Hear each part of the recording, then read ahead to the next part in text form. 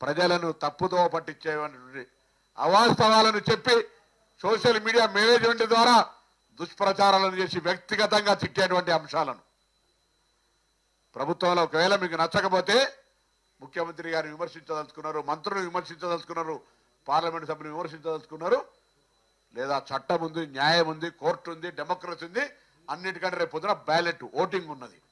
అవి వదిలిపెట్టి కొంతమందిని రెచ్చగొట్టి కుటుంబ సభ్యులతో సహా సంబోధించేటువంటి వ్యాఖ్యలు, వాటిని మీరు తీవ్రంగా ప్రచారం చేసేటువంటి అంశం మీద నేను సిటీ పోలీస్ కమిషనర్ గారిని కూడా ఆదేశిస్తా ఉన్నాం.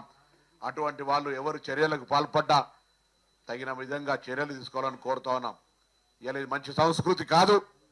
గతంలో అనేక మంది మా వాళ్ళ మీద అటువంటి ఏదైనా ఒక పోస్ట్ క్రియేట్ అయితే ఇళ్లలో అర్ధరాత్రి చేసి అరెస్ట్ చేసి తీసుకొచ్చినారు.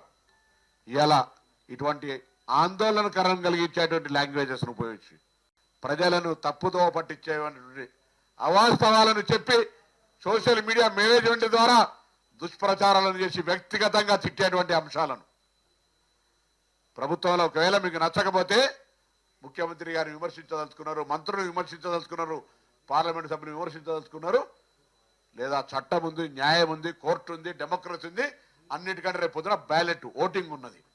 అవి వదిలిపెట్టి కొంతమందిని రెచ్చగొట్టి కుటుంబ సభ్యులతో సహా సంబోధించేటువంటి వ్యాఖ్యలు, వాటిని మీరు తీవ్రంగా ప్రచారం చేసేటువంటి అంశం మీద నేను సిటీ పోలీస్ కమిషనర్ గారిని కూడా ఆదేశిస్తా ఉన్నాం.